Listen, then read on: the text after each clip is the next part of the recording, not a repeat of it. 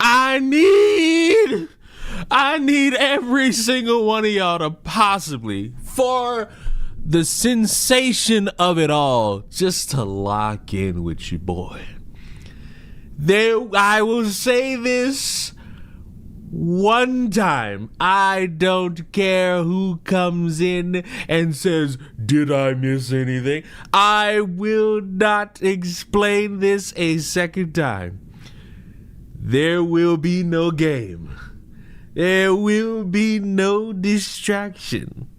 There will be no segue. We are here for one thing. And one thing only. Now you might sit there and think to yourself, Leon, one thing? It's not enough there for one thing. There's not enough there. Oh, you be wrong.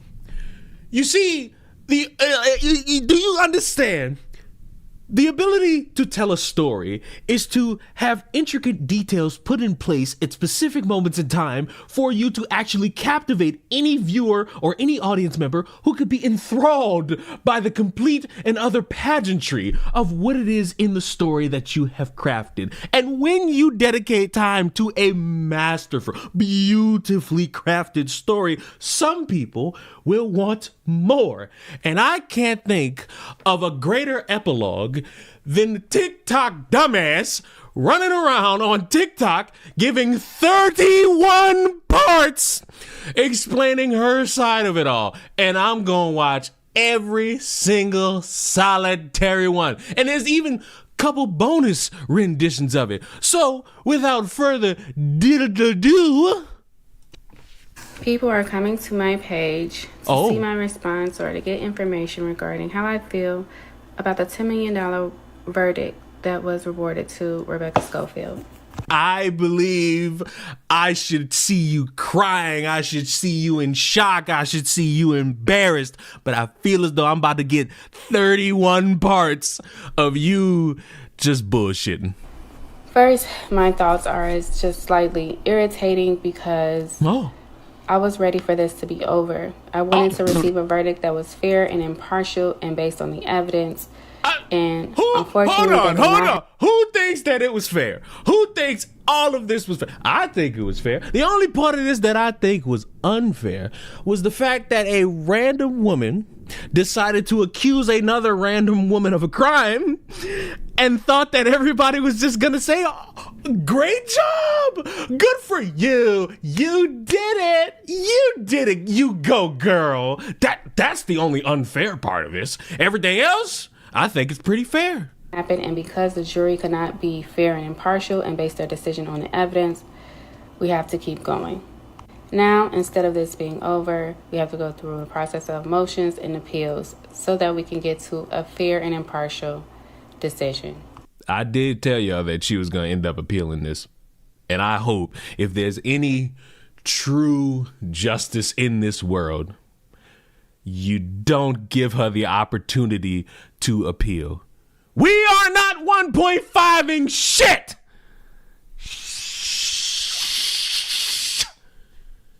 If you can't handle it, get out. I'm not 1.5ing. I'm not 1.2ing. I'm not 2.0ing a dang-a-wang. Fuck you. Fuck you. It's my stream. We operate this bitch off my say-so.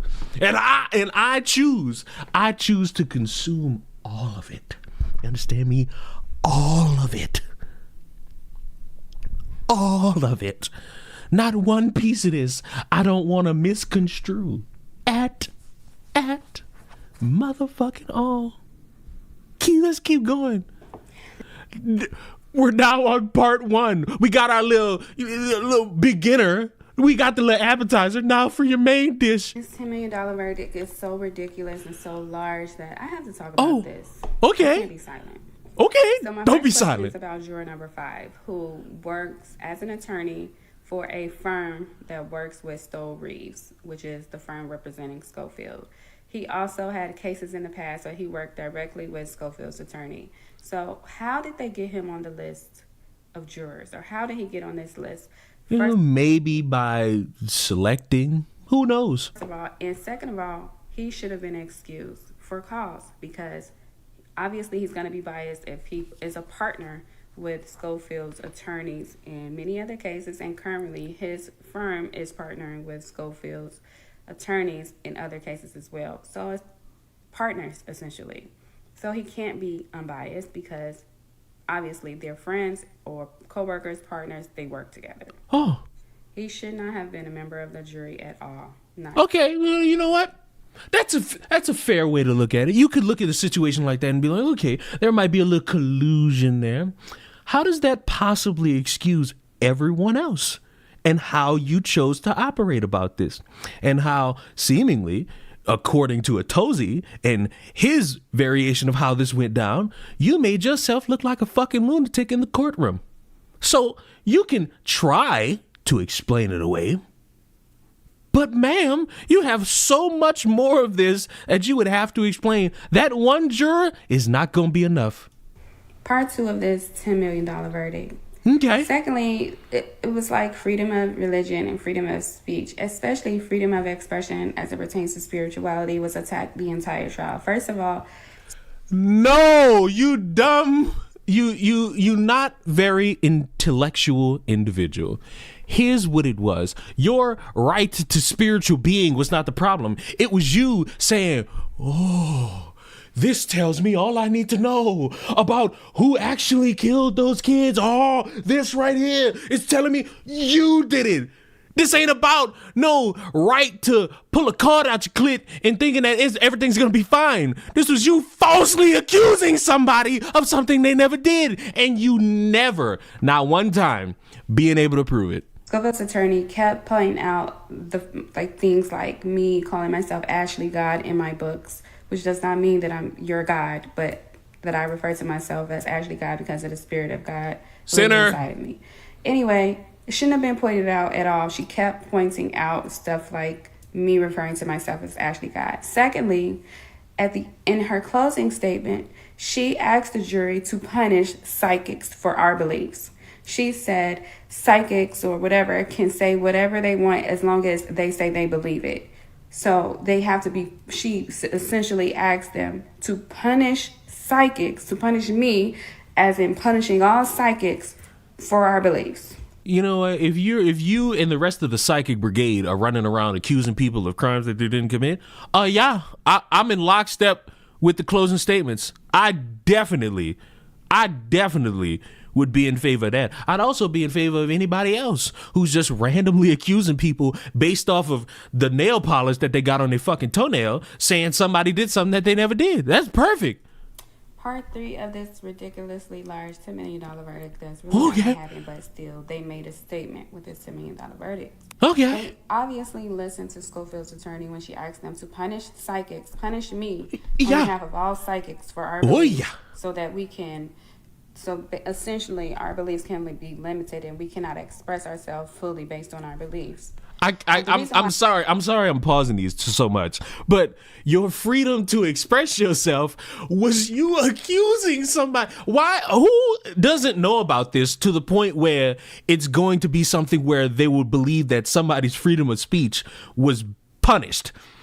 For anybody who's not clued in and you're just watching this randomly, the woman on the screen accused, based upon no evidence, a woman of committing murder, and decided to continuously do that and defame the character of somebody to the point where a cease and desist letter was sent, which at that point is code for shut the fuck up. Stop saying this shit. But she kept going. And because she kept going, she got a $10 million fine on her ass. This is not your freedom of speech being taken from you or you being punished. It's you being punished for accusing somebody of a crime. I believe it was more so about punishment of psychics and punishing spiritual people, or they call me a witch, so maybe punishing witches for our beliefs. I'm not a witch, but they refer to me as a witch. Witch! It's because she also had no damages. There was testimony that from her boss that she was promoted one to 3 times.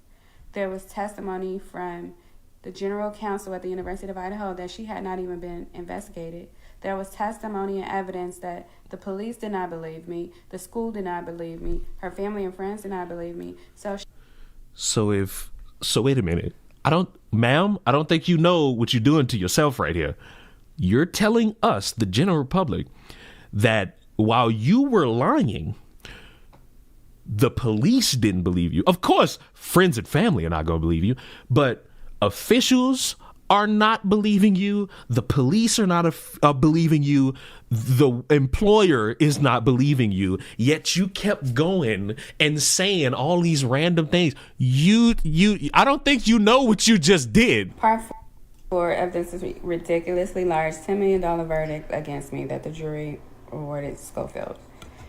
Okay, she had no damages. Again, she was promoted at work, so she can't say that she lost money or opportunities at work. So that turned out to be a lie. In the docket, she said she lost opportunity at work. When she filed the case, she said she lost promotions and opportunities at work. But it had only been 20 days since I made the statements when she claimed to have lost promotions and opportunities at work. But it was false. Her boss testified she'd been promoted at least one time, 1 to 3. Again, they were all kind of flabbergasted on the stand when I was cross-examining them, hardly trying not to answer questions. So he first said she was promoted or had a pay increase up to 3 times. Then he said once, he don't know which one, but she at least has been promoted and received the pay increase 3 times. So how does that lead to a $10 million verdict?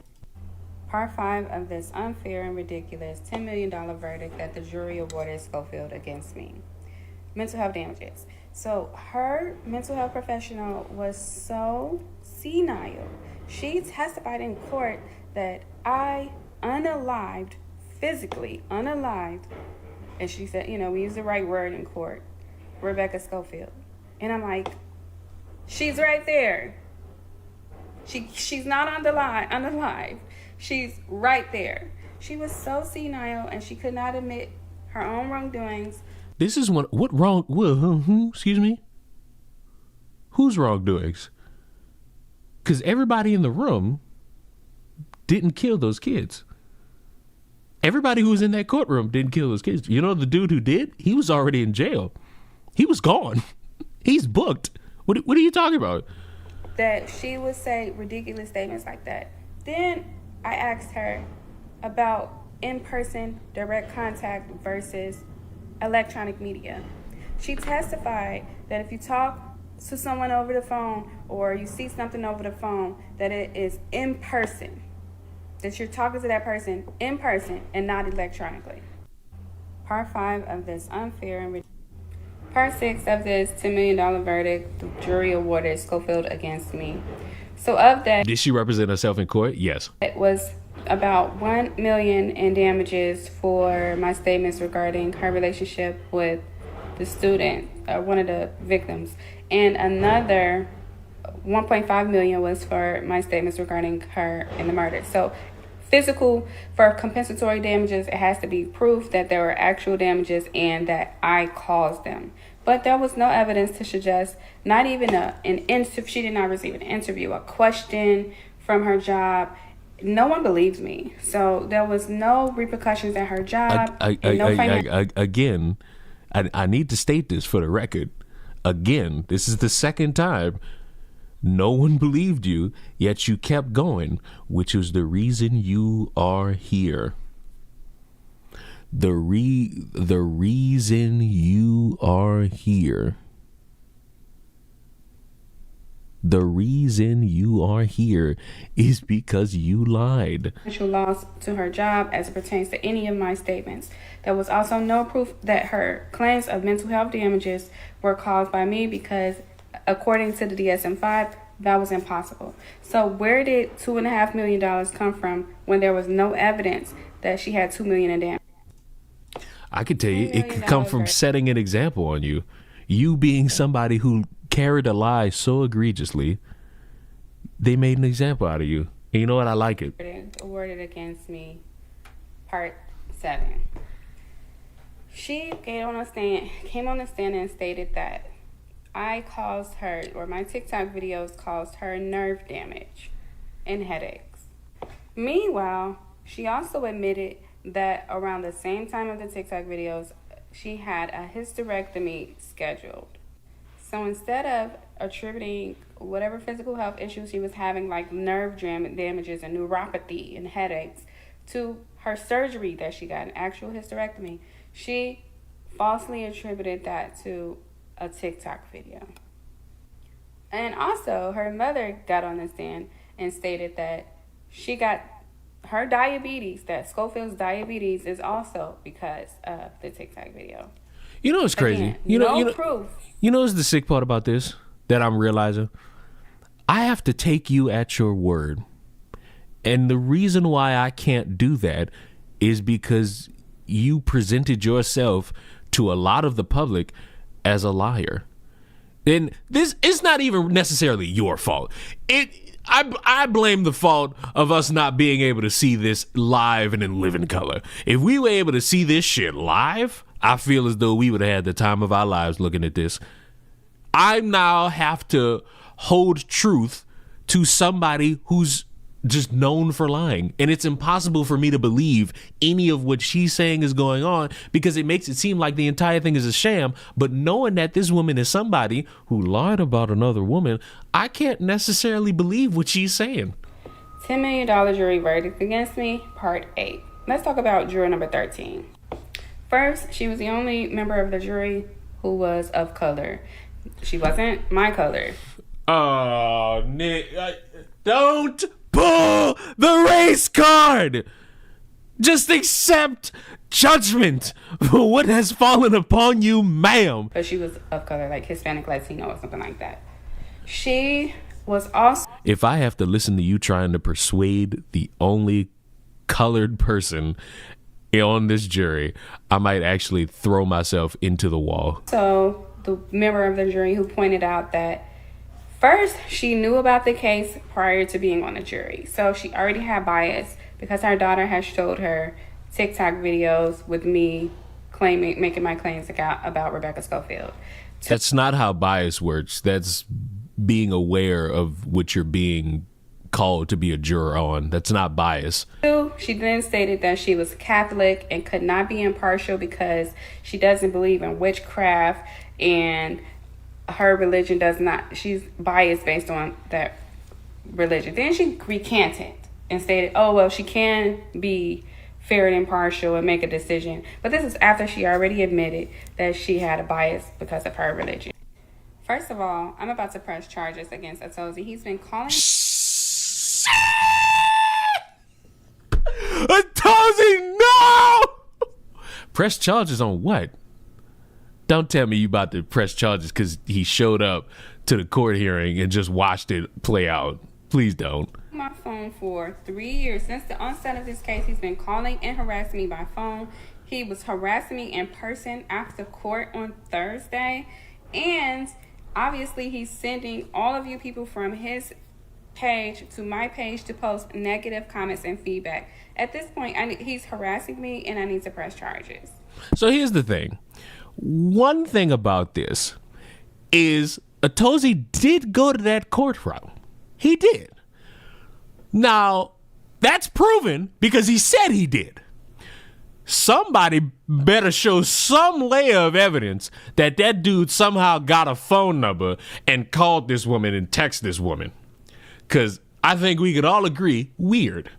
But I don't know if I can necessarily believe you because you have a track record of lying.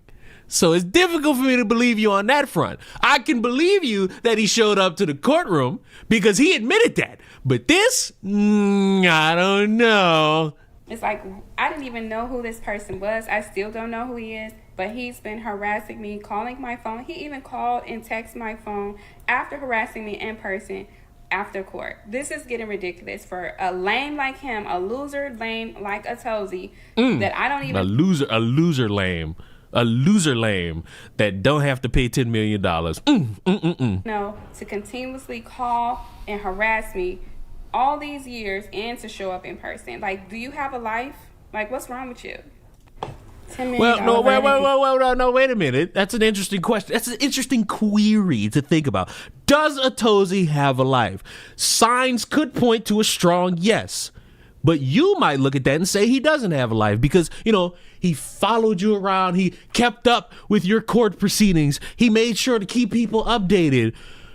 Kind of like how you were running around claiming that a woman committed murder.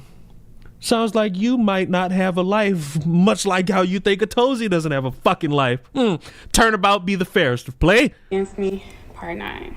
While Rebecca Schofield is pretending to be so damaged, isolated because of my statements, the things that she was saying about her were actually true for me. She was saying that, pretending like she didn't have support, but everybody was there to obviously support her. She had lawyers, a team of lawyers, family, friends, colleagues, the general counsel at the University of Idaho, the union even paid for her attorney's fees. Several unions sent her money, and people across on the GoFundMe also sent her money. So she had tons and tons of support. Meanwhile, I was there alone. No, man, fuck you. You got me so fucked up. Madam, do you understand why? It was you who told us that you had family members that was talking against you. And do you not understand why? Like, just picture it.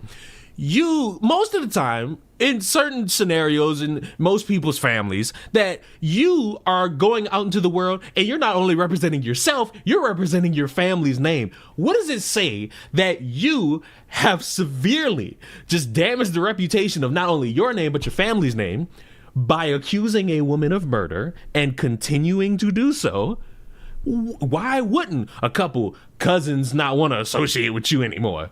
You've set it up for embarrassment for yourself. And maybe the family also, if they don't get that stink off of them. And you the stink. Attorneys, I was there alone. No family, no friends, no supporters, all alone. So black people never know how to stick together. My bad.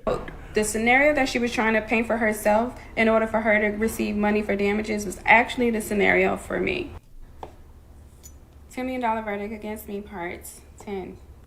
So during trial, I testified to where my income comes from, but I let them know that most of my income comes from being a combat veteran, from having PTSD, from witnessing the death of my fellow comrades, soldiers. Support the troops. And Iraqi soldiers, but soldiers in general that I was working with were killed. And also there was attempts in my life when I was in combat as well. And that is where most of my income comes from. And Professor Schofield lied about having PTSD from a TikTok video, from which her senile therapist testified that you cannot have PTSD from a TikTok video. She tried to make it like she could, but then she specifically stated you cannot get PTSD from a video. So did the jury expect for me to give my income that I received from PTSD from being a combat veteran and give it to Rebecca Schofield, who's pretending to have PTSD from a TikTok video? We've now transitioned to the car. $10 million verdict, part 11. This lawsuit was not all bad. I learned a lot of valuable lessons from. Hopefully I hear you don't accuse people of murder. That's what I want to hear. Right there. I want to hear it right there. From this lawsuit. First, I learned that I'm capable of a lot of things that I didn't know that I was capable of doing, even though the result is the result. I did an amazing job in court.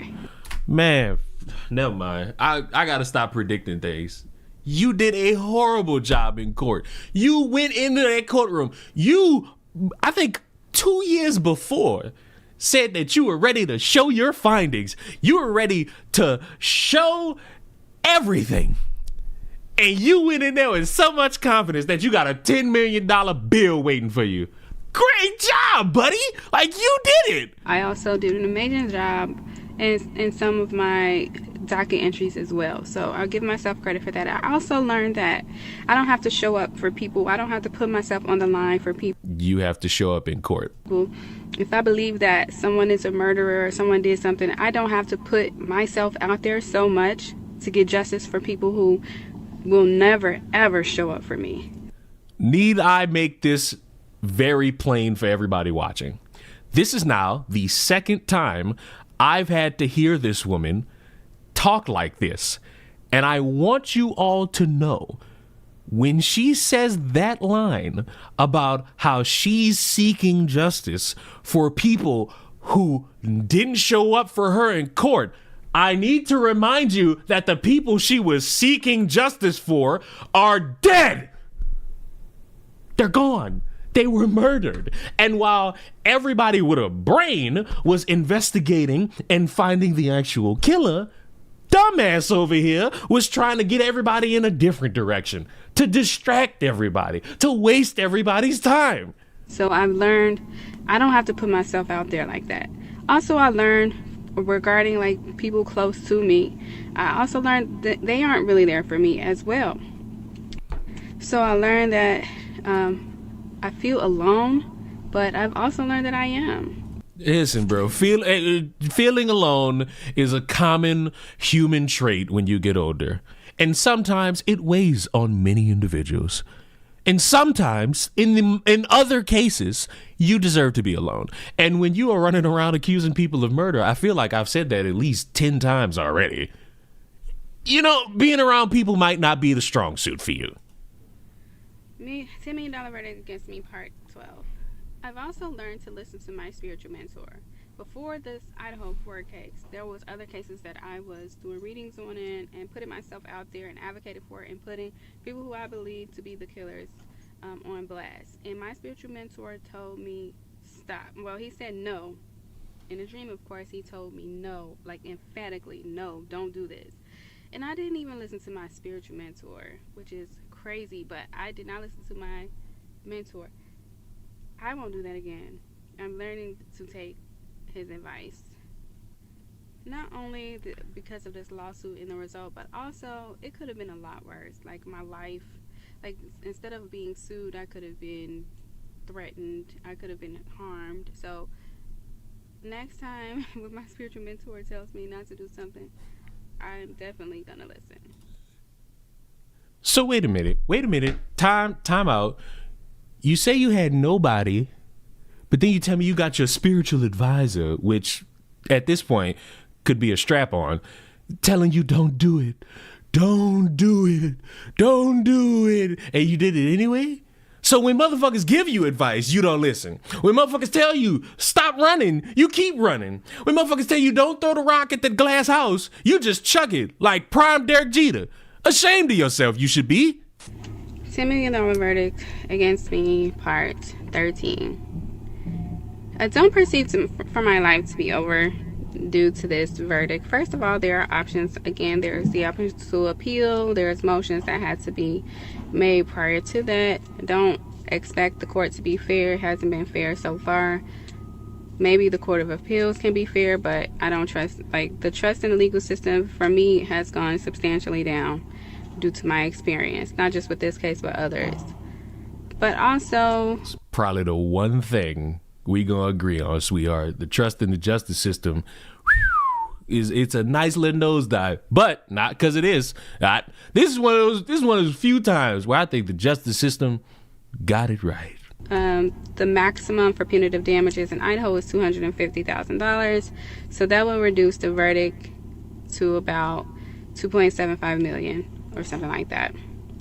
Even so, then that's too much because she wasn't actually damaged, and I did not act with an intent to harm or maliciously. I was just trying to help.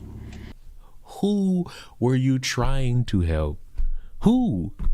Like, when you're saying you don't operate with the idea or the precedent of malicious intent. I haven't seen this one before. What am I reading? My foreskin is so cute. What the fuck? When you sit there and you say you didn't have any malicious intent, you have to actually go about this information in a helpful manner, which, might I suggest, is to alert the authorities and not TikTok, because TikTok can't do shit. TikTok can't do nothing. If you would have brought all this information to the police and the police only, maybe they laugh you out the building. That maybe they laugh you out the building. Maybe they take like 5 minutes, half of a day to investigate it, and they come up with nothing. And then you don't get sued. But because the need to want to be on social media and say anything was just so desperate, you'd set yourself up for the greatest failure. $10 million verdict We're back in the house. against me, part 14. So now let's talk about the precedent that's being set. If Rebecca Schofield can claim PTSD from a video and receive millions of dollars from it, then everybody who watched George Floyd be killed on video, who watched all of these videos that's online of people being killed, all of us who watched those videos can also then claim that the PTSD that we have or whoever has is from that video and can be awarded millions of dollars from the people posting the video. You know what? The only way I'm agreeing with this. I haven't seen this one before. What am I reading? My foreskin is so cute. What the fuck? The only way I'm agreeing with this is if I get $30 million from watching Two Girls, One Cup. You know what I'm saying? Because I feel like I got a little bit of trauma from that. I didn't find it funny watching all these other people react to it. I deserve some money. And also from the people committing murder on video. So if it's good for Rebecca Schofield, it should be good for everybody else. Now the standards, the DSM-5 say you can't get PTSD from video. But the court disregarded the standards and Schofield got millions of dollars. So the standards should also be disregarded if somebody else comes to court saying they have PTSD from a video as well. $10 million verdict against me, part 15. Another strange thing that Rebecca Schofield said during trial was that she lived 10 minutes away from the students. And despite living 10 minutes away from the students and where the murders occurred, ma'am, what the fuck is shaking in your home? After the murders occurred, she did not lock her doors. She didn't feel the need to lock her doors. So at that time, nobody was arrested and there was a murderer who killed 4 people on the loose, but she didn't feel threatened enough to even lock her doors. What does that mean? What does that do? What are you trying to prove by saying that?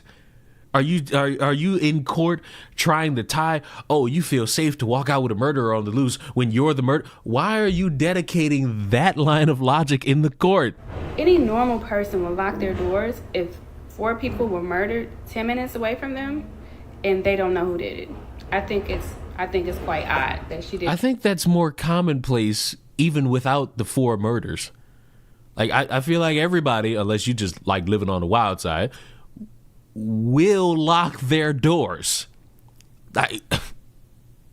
You will indeed lock your doors at that point. So I'm getting emails. So it looks like juror number 5 is a sensitive topic for Stoll Reeves. So I'm going to talk about it some more. Stoll Reeves works with juror number 5 in the past. Rebecca Schofield's attorney, Wendy Olsen, worked with juror number 5 in the past on more than one case. And their firm is currently working with juror number 5's firm, who he's a lawyer. His firm is currently working with Rebecca Schofield's attorney in other cases. He had no business being a juror on this case, determining the damages for Schofield, in which ultimately she was awarded $10 million in damages that she does not have, and including $7 million in punitive damages that should not happen. Like I said, they're sensitive about this because I'm talking about it. And I guess they don't want people to know that they had a juror that worked with them during this trial. Because why did they even need that?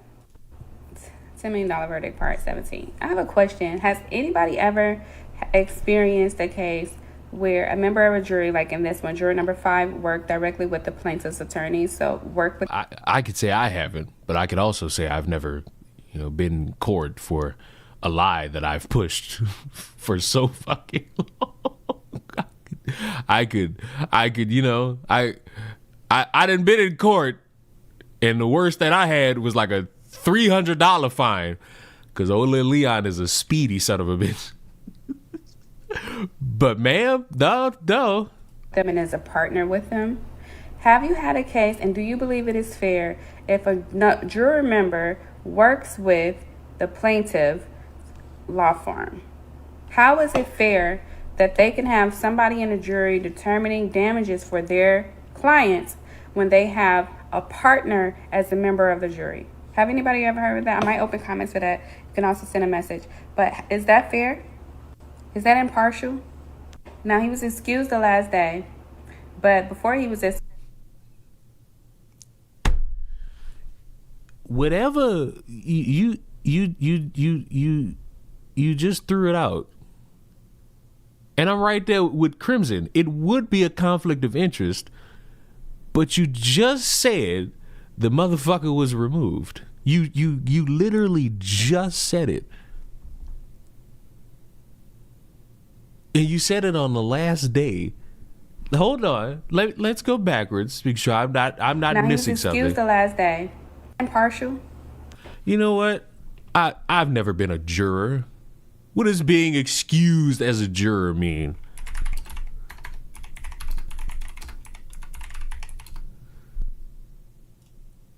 What does that mean? Being excused from jury duty means that you are formally released by the court from the obligation to serve on a jury for a specific case, or in some cases permanently. This action is taken due to a valid reason such as undue hardship, medical conditions, pre-planned travel, or being over 70 years old. Key details regarding being excused from jury duty. Process: you may be excused before appearing. Reasons for excuse: common, undue hardship, medical health, caregiver responsibilities, prior service, other, deferral, exemption, consequences. So this is like the third time she's brought this up. Yet for some odd fucking reason, she just throws that in, that the buddy was excused on the last day. So fuck it. So absolutely fuck it. Fuck the valid conversation that we could have had, because if he was still making a decision about what was going to happen with you and your money, I could say that's kind of bad. But when you yourself admit that this one guy who has all these ties was excused, you lose it at that point. That impartial? Now, he was excused the last day. But before he was excused, he said disturbing things that implied she would get a large judgment in her favor before I even got a chance to take the stand on my own behalf. $10 million verdict, part 18. Also, juror number 5 claimed that he's a lawyer who works for a civil rights law firm. So if you work for a civil rights law firm, why would you think it's okay to impede upon judicial impartiality and a fair trial for someone else? Y'all got to be careful with these people who work for these civil rights firms. Some of them are there to make sure that other people can impede upon your civil rights and get away with it. Congratulations on suddenly pulling the black card. I understand that your civil liberties and your rights feel as though they've been attacked. Ma'am, you are special to me. You are always going to be special. $10 million verdict. New clothes! Against me, part 19. Also, keep in mind that I did not lose because some... Nigga? I don't... Nigga? I don't know, bruh. Walking in feeling confident and then walking out with a 30-part TikTok series. I don't know. Somebody seemed like they the loser here. Substantial evidence came out that she did not have anything to do with this. No. The reason why I lost by summary judgment initially regarding the defamation is because I did not have any objective evidence outside of my tarot readings to prove what I was saying was true. Thank you. Thanks for explaining what we already knew years ago when you was talking how all so excited. I can't wait. Oh, I can't wait. I got all this information. Oh, I can't wait. I'm gonna go to the court and I'm gonna prove it. Buddy, you set yourself up. All of this is your own fault. All of this is your own undoing. You went into that fucking courtroom confident that people were going to look at images somewhat similar to this bullshit and say, oh, I could smell the chakra coming from oh, the fucking red Gatorade turning into mercury. Oh yeah, she did it. Oh, and this was the day she did it. And then she scissored the corpse. Like, ma'am, have you lost your mind? But I was also denied by everybody access to that evidence. I asked Facebook for evidence. They told me no, they do not provide evidence in civil cases. I asked the University of Idaho, was there any evidence? Initially on their subpoena, they said they checked deleted emails and did not find any evidence of any deleted emails. But then during trial, they confessed that they don't check deleted emails because they don't have access to check deleted emails. Or anything deleted, they did not check. So she could have deleted anything and they would have said they didn't have it. What about the police? What about the police? MPD also denied me access to evidence. Oh, thank God. I wouldn't have gave you access to this shit either. $10 million verdict against me, part 20. This is a list of people or agencies, governments that I asked for access to documents and evidence and they told me no. Facebook told me no. University of Idaho, I asked about who advised the students. Can I have a list of people who advised the students? They told me no.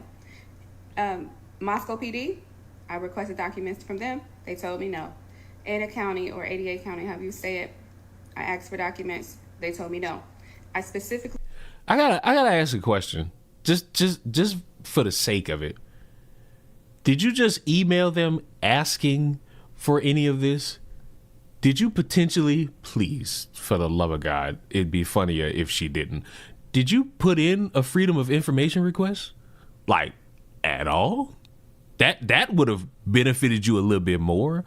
Like these freedom of information requests, because at that point, if you submit those, they don't necessarily have to give you. They could still deny you. But the way you talking makes it seem like you just typed up an email saying please, and they just told you no. We requested documents from Judge Hippler from the court by motion. Judge Hippler removed the document from their docket and also told me no. That's at least between government agencies and Facebook and the University of Idaho, 5 that I requested documents from, and they told me no.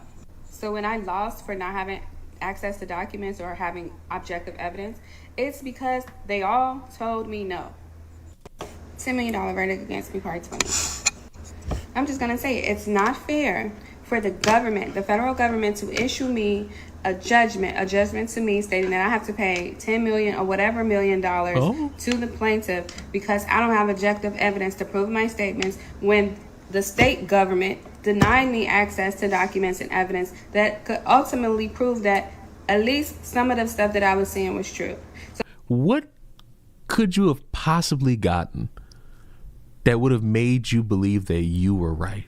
That's the one thing. What in this could have helped you? What in this could have saved you? What in this could have propelled you to the nines of recognition and cheers from random people on TikTok? And also, I still desperately want to know if she filled out a freedom of information request. If I don't have access to evidence because the government refused me access to evidence, and then the government issues a judgment for me to pay $10 million to someone because I don't have access to evidence, that doesn't sound like impartiality. That doesn't sound like fair. That doesn't sound like a legal system that the United States should be a part of. This should not be okay with anybody, whether you like me or not. The government should not be issuing orders for us to pay money because we don't have access to evidence when the same government denied us access to that evidence. It's not okay. $10 million verdict against me, part 20. $10 million verdict, part 22. They're working very hard to silence. I'm only gonna do this. The only reason I'm reading this comment is because I looked up and it was funny as fuck. She aged 40 years between 2 videos. Them TikTok filters do wonders, my guy. Those TikTok filters do wonders. Why is it $10 million verdict against me, part 20? I'm just gonna say it's not fair. I just realized something. somewhere in here, she fucked up the numbers. Because she's saying part 20, but it's part 21 on the screen. Ma'am, this should be a lesson. And you know what? I can't even necessarily dunk on you for this one. This should be a lesson in like spacing out how much it is you're going to record. You probably sat here for however long and just kept making these. And somewhere along the line, the numbers got screwed up. Take a break.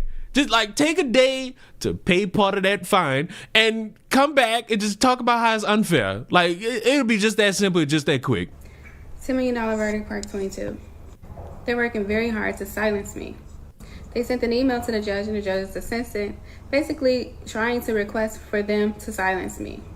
To silence me about juror number 5, who displayed evidence of bias against me.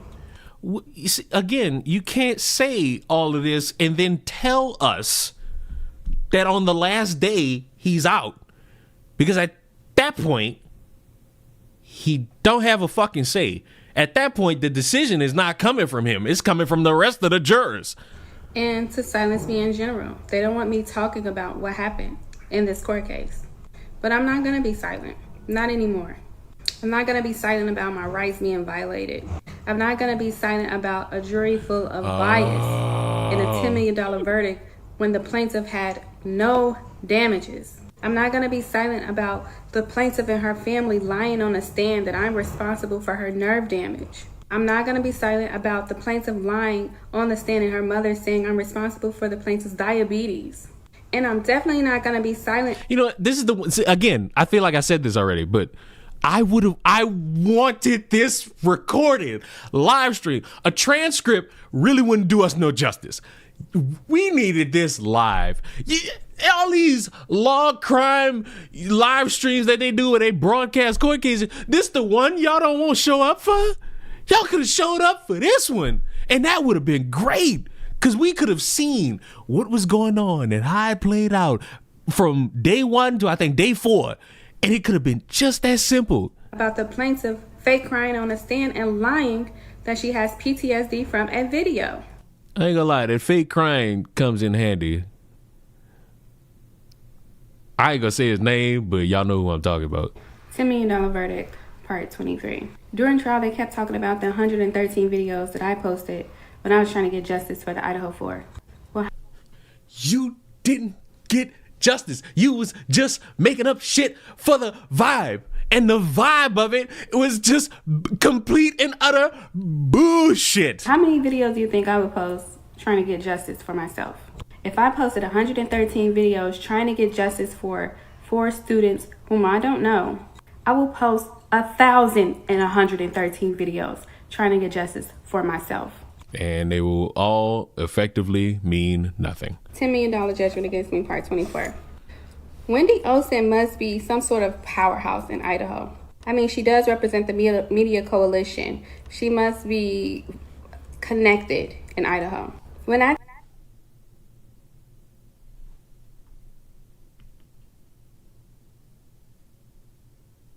It was the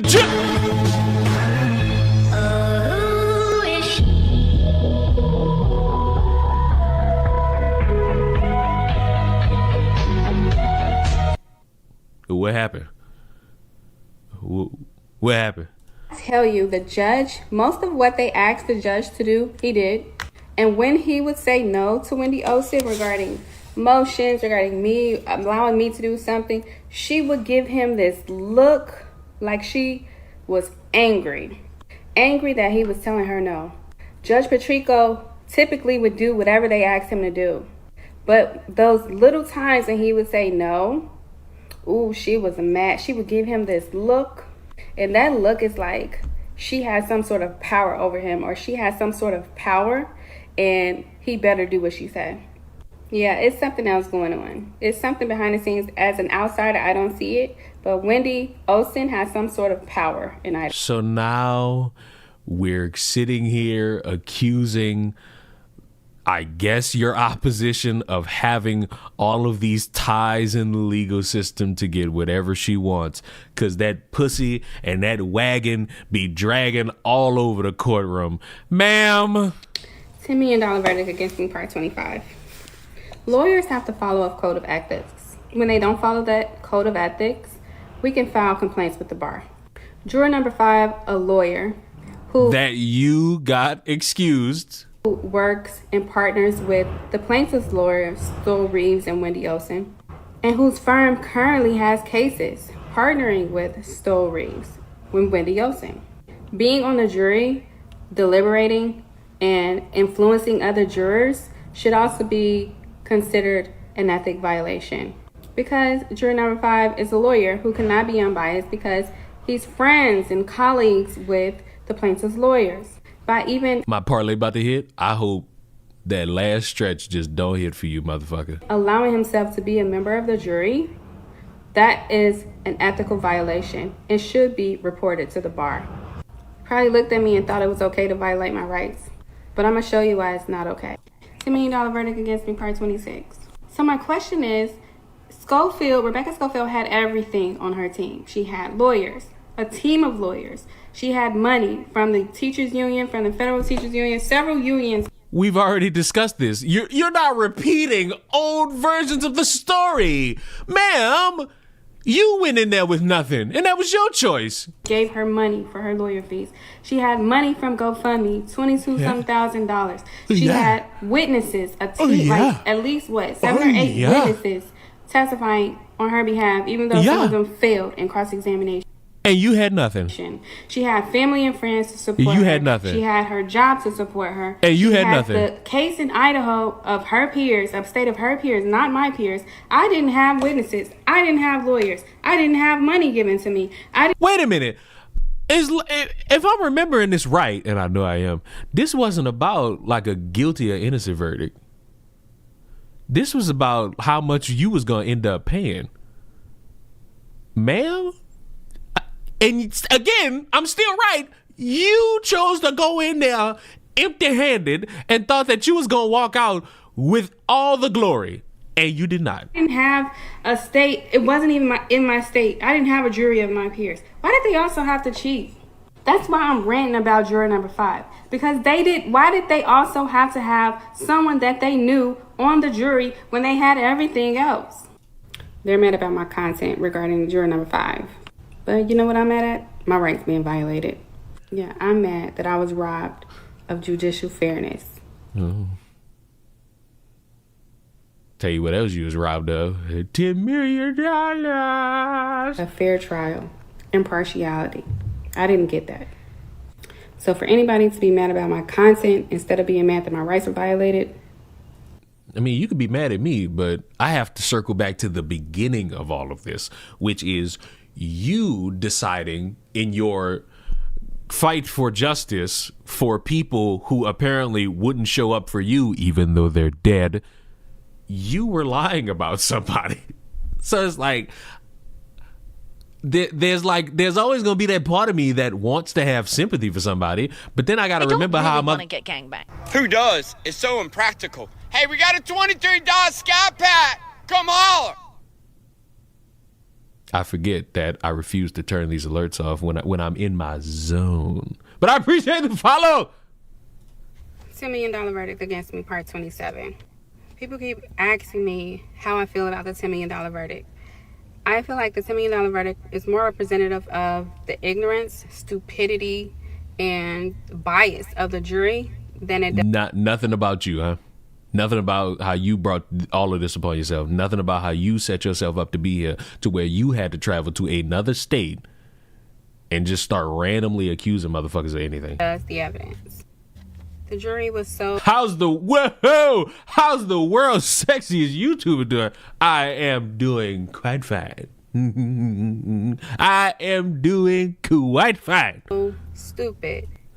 Thank you, good sir, or good madam, or good they them, or good it shit, whatever the fuck. I'm going to hell. That they let their emotions or biases, passion, religion get in the way of a sound, reasonable judgment.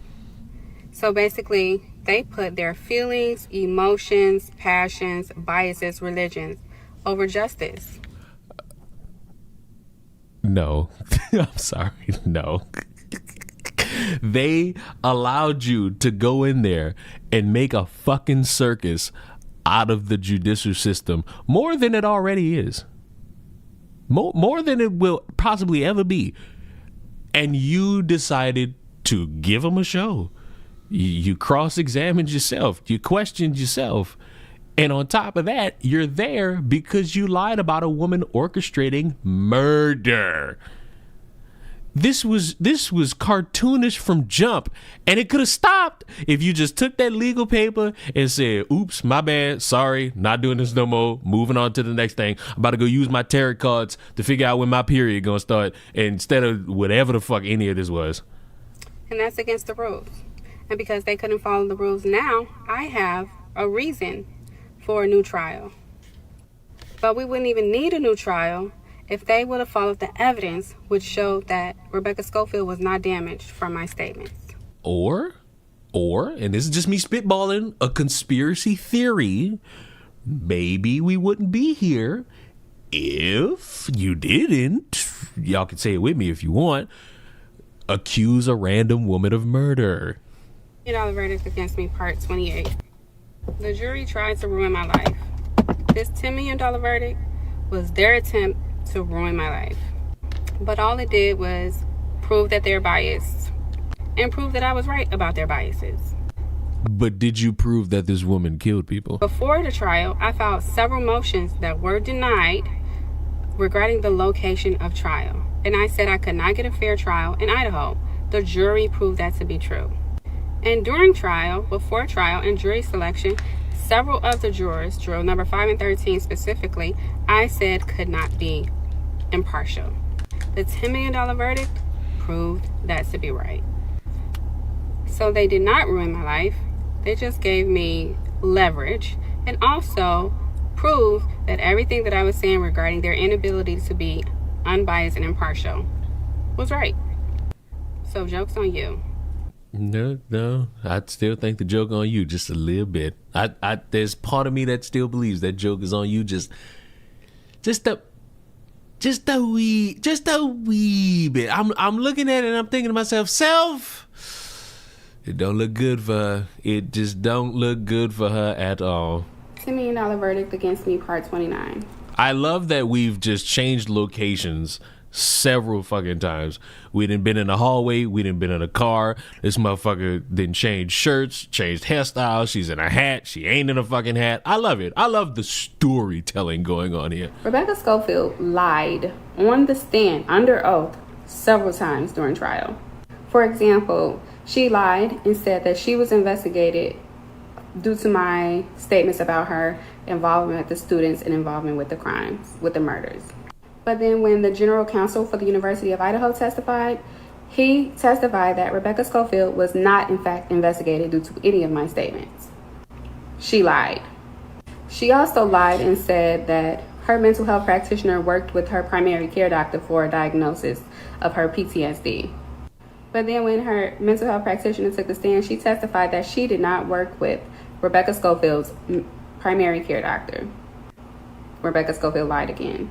There were several times where she would change her answers during the same testimony. She just proved herself to be a liar while she was on the stand as a witness. $10 million verdict against... We got to part 30. $10 million verdict against me. Oh my God, the audio got worse. Part 30. Inside Edition asked me how I felt about Rebecca Schofield. I'm glad they asked this question because during court, when I was about to answer this question, I had to ask myself this question and I was going to answer. They objected to it and it was sustained by the judge. So, but my answer is I think she's a liar. Good Lord. Never mind, bro. Like this is just gonna go on forever. This woman is never gonna let this go. And my unique fear, while this is all funny, my unique fear is that this woman is just not gonna stop until she feels as though she's won something, or just until she's completely lost without this car that she's sitting in. It would have been a longer answer in court, and I would have gave examples, and I did give examples to Inside Edition. But my answer is, I think she's a liar. I want to find the inside edition. I want to find the inside edition. I need to find the inside edition. I need, please, inside edition. Please, inside edition. Please. Inside edition does not even have a recent fucking article about this. Inside edition doesn't even have a fucking recent fucking thing about this. Who did you speak to?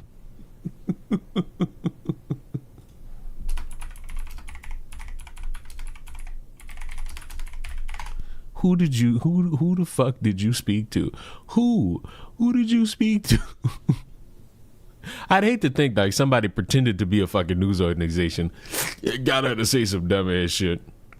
Police and prosecutors are being required to stay quiet outside. Out of my ear! Nasty. That was nasty. That nasty. Yeah. Ugh. Ugh.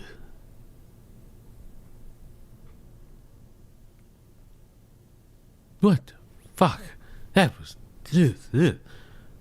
nasty. $10 million verdict against me, part $1 million verdict against me, part 30. You know what I noticed in court? Everybody or her witnesses kept testifying to an email that she received. This alleged email was someone being nasty or threatening to her.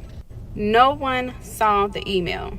These people are testifying under oath about an email she received, but no one actually saw the email. They had the audacity to try to equate or connect this email to me, which had nothing to do with me, and are testifying to her fear after receiving this email in an attempt to get me to pay for damages related to this fear.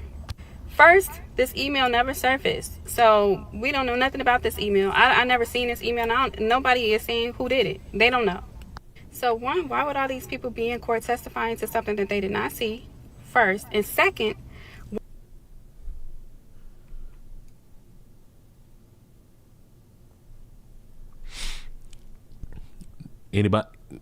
Anybody else? Please tell me I'm not the only one who recognizes the irony in that fucking statement. I just, for the life of me, can't sit here and hear that and not think, ma'am, you just perfectly described yourself and nobody else. You were not equipped to be in that courtroom, yet you were, and you fucked yourself over, and here the fuck we are. $10 million verdict, still buying tarot cards. $10 million. Right there. That should be the lesson for everybody. The fact that we are at a point in our lives where we're sitting here and we're using fictitious witchcraft that we buy from Barnes and Noble in order to accuse a woman of murder, show no proof of it, get told to shut the fuck up legally about it, keep going, get sued for defamation, and then after trying your absolute hardest to sit there and stagnate it and try to get it thrown out and get it put in all these different areas so that it could benefit you, you end up with a $10 million fine and you spend days crafting a story that nobody is able to verify because, at least to my knowledge, at current time, there's no transcript, there was no live recording of anything. And after doing all of that, you go back to the beginning in the hopes that somehow you could fight for your right to sit there and accuse people of murder using cards that you bought from Barnes and Noble. You, madam, all the possible bad luck that can occur in any way, shape, or form regarding your case, your $10 million, I hope it sticks. I hope when you eventually go to appeal, they deny that appeal. I hope with all stretch of my imagination, the judge gives a statement to the press saying we need to set a wonderful example about how you can't just go around framing people continuously after they legally ask you to shut the fuck up. because at that point you are defaming a character. At that point you are trying to ruin somebody's reputation. At that point, with no evidence to back up anything you saying, you're setting yourself up for a fine that realistically nobody can truly afford unless you really like that. And based on the fact that you shopping for cards at Barnes & Noble, I don't really think you like that. That's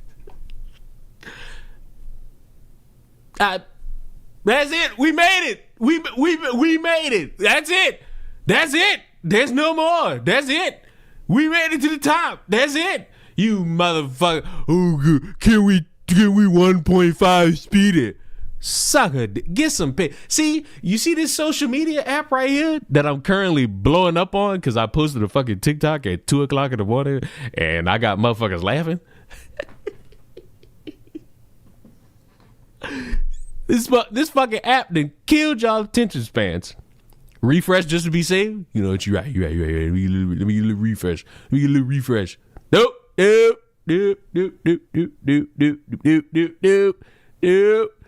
Even on the refresh, we still made it to the beginning. I ain't gonna lie. I saw this at 5 o'clock in the morning, and there was something in me. I was so compelled. I was so fucking compelled to start streaming this shit at 5 o'clock in the morning, just off the muscle, just off the fucking muscle. But I said no. I'm gonna wait till the sun come up, get a little bit of that ray of sunshine on me, and I was gonna do it like this. Now I want to count. We started from right here. 1, 2, 3, 4, 5, 6, 7, 8, 9, 10, 11, 12, 13, 14, 15, 16, 17, 18, 19, 20, 21, 22, 23, 24, 25, 26, 27, 28, 29, 30, 31, 32, 33, 34. I guess we could count 35. 35 parts, and somewhere along the way, you fucked up the number. 35 parts, and somewhere in this you fucked up the number, and for that reason, along with the others, you should be paying that $10 million. Leon, I'm suing you for taking all the big booty Latinas. What do you think I am? A whore? There's always a big booty Latina out there. What are you talking about? There's always a big booty Latina out there. There's always a big booty Latina out there. Always. First stream, I found you on YouTube. What a time to be alive. What a time to be alive. You know why? So I could just show y'all ass. Like ass. Just pure unadulterated ass. While you got motherfuckers on this planet who will jerk off to kids, grown ass women. It's just ripe for the picking. But no, y'all won't. Y'all, you motherfuckers will stretch your dicks to little kid. They're not real kids. I pose a challenge. Just a simple challenge. I pose a challenge to every single one of you motherfuckers who are in here and you absolutely think to yourself that jerking off to a cartoon kid is normal. I want you to leave that Discord and I want you to go find your mother or your father or your grandmother, your grandfather, your cousins, brother, or line them all up. Line all of them up in a fucking room. Live family dinner. And I want you to get up and I want you to grab like the little glass. This is not a glass. I want you to ding, ding, ding, ding, ding, ding, ding, ding, ding. I want you to say that you have an announcement, and I want you to stand proud and say that you jerk off to kids. But don't worry, they're pictures of kids. They're drawn. And if you actually have a real family, they'll beat the fuck out you. See, because sitting in Discord and saying that shit, yeah, that's where you're going to feel normal. But see, in the real world, when you go outside, but you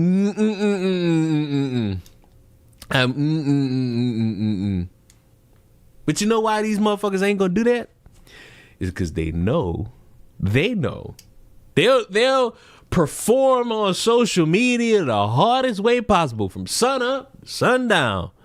They'll try and make it seem like, oh, there's nothing wrong with it.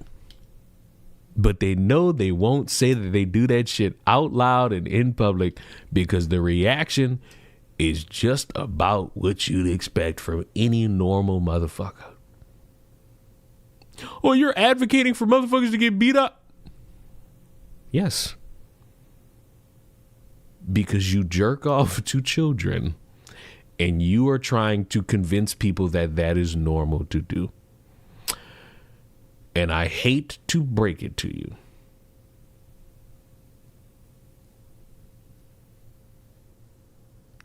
Ladies and gentlemen, I regret to inform you, that's all I had.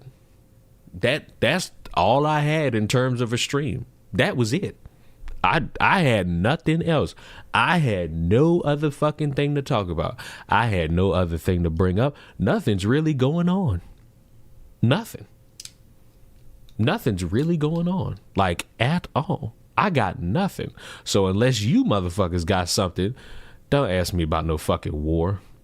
But I just got here. You know what? Since Hannah just got here and I don't give a fuck, and I don't give a fuck, no Pokemon play? I'm not playing that fucking new game.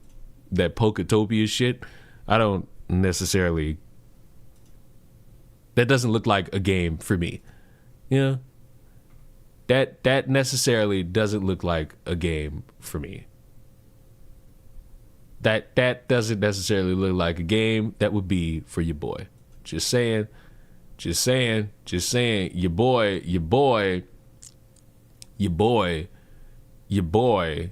boy is not on tap.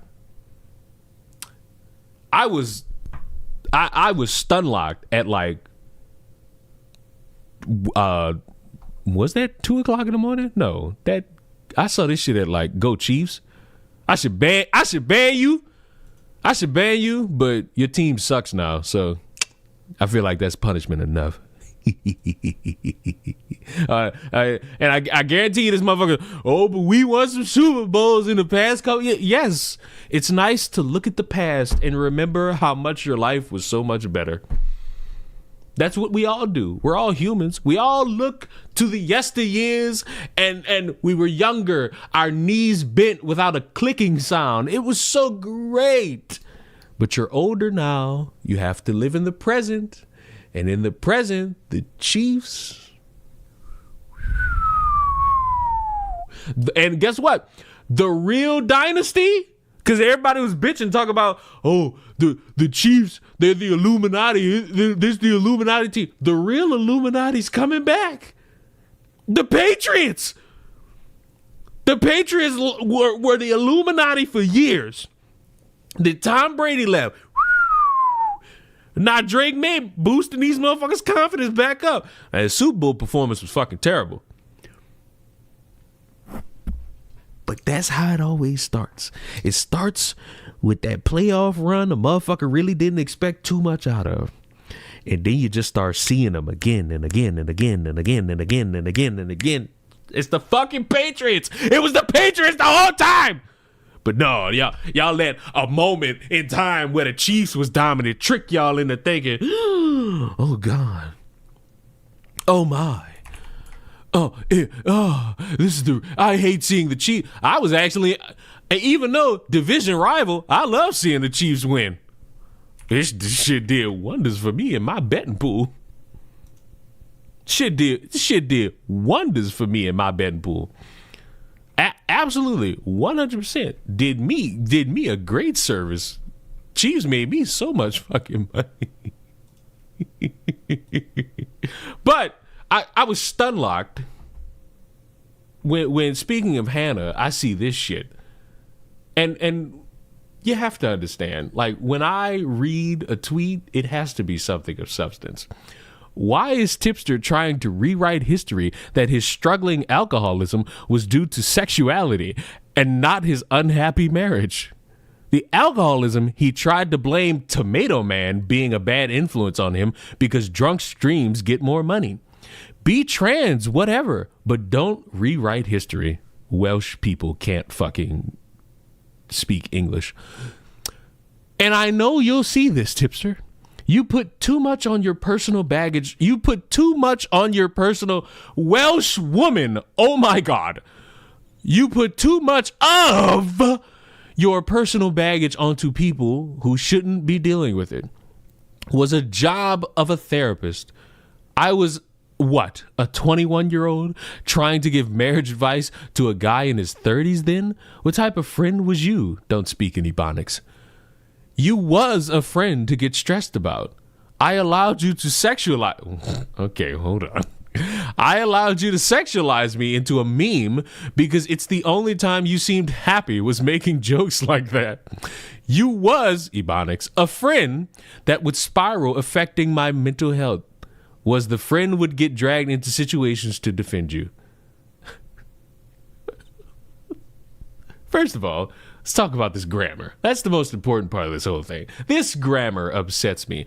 I thought people in like the UK side of the world were more sophisticated in their speech.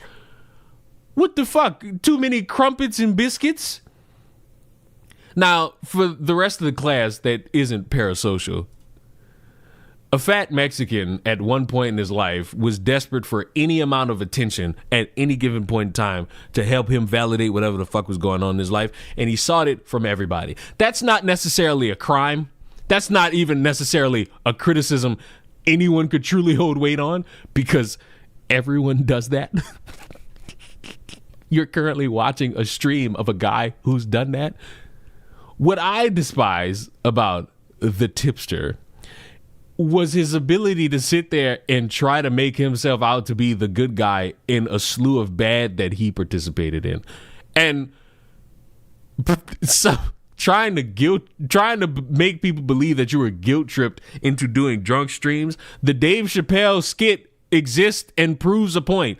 Nigga, turn off that fucking computer. At a time in my life when I was working on personal growth, struggling with mental health issues, drowning in alcoholism, trapped in a toxic existence, and struggling to embrace my queer identity, a friend... Wait a minute.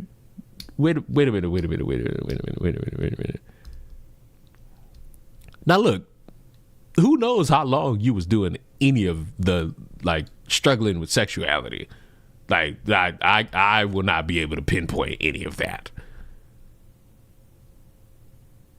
I just can't recall any moment in 2021, 22, or 23 where the topic of your sexuality was ever a conversation.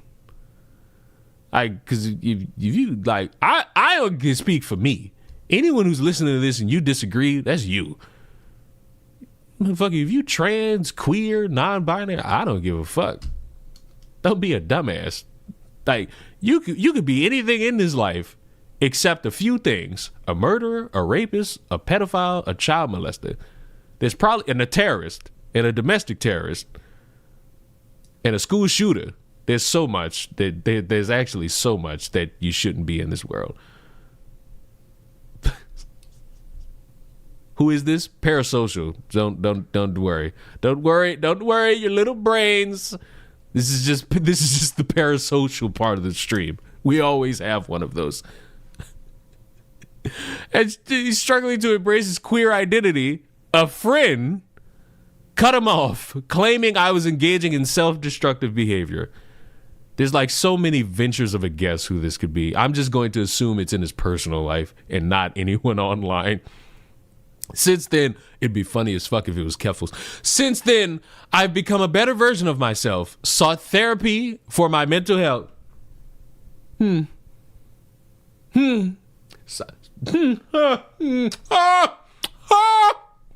Sounds like another feather in the cap of Leon telling you motherfuckers that your mental is important.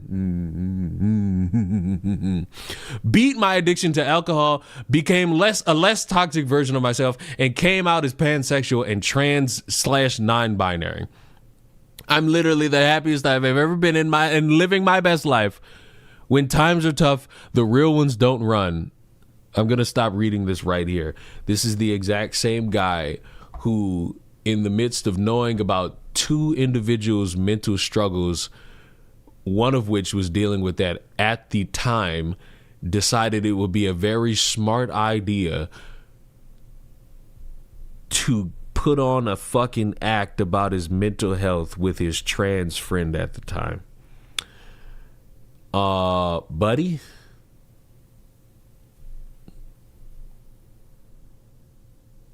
That's like that. That's that one that made me look at this dude and be like, what a douche. Like that was a douche move. And he got shit for that from the other motherfucker who took greater offense to it than I did. Xylee took greater offense to that than I did. I saw that shit and I'm like, bro, man, fuck you. But this gimmick, when times are tough, the real ones don't win. How about when times are tough, you just be honest with yourself. Stop trying to guilt trip motherfuckers into giving a fuck about you and do a better job. And listen, all of this making your life better, good. But this grandstanding where you're performing as if, you were betrayed. Oh, bend yourself over. Yo, Leon, I just want to say thank you for your videos on the BAFTA. I only made one video. I got physical Tourette's, and it causes constant pain, so hearing you talk about it in a positive way means a lot. We'll always be grateful. Good job. Or good madam. Whatever the fuck you are. I may talk like I don't give a fuck. I may hold a cadence that makes you feel as though you are all less than me. And some of you are. Sailor Coon's not here, so I can't make the joke. But in terms of like the whole Tourette's thing, boy, what a just for people with Tourette's. Hey, I'm still waiting.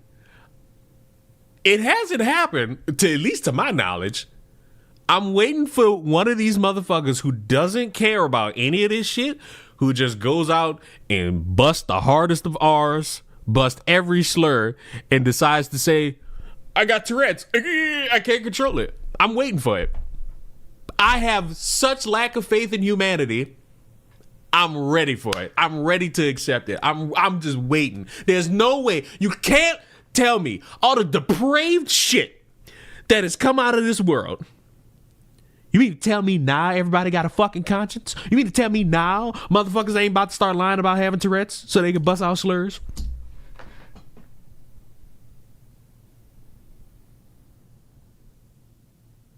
Come on. Come on. Come on. Come on. Are we serious? Are we serious? Are we serious? Good morning, y'all. Goodbye, y'all.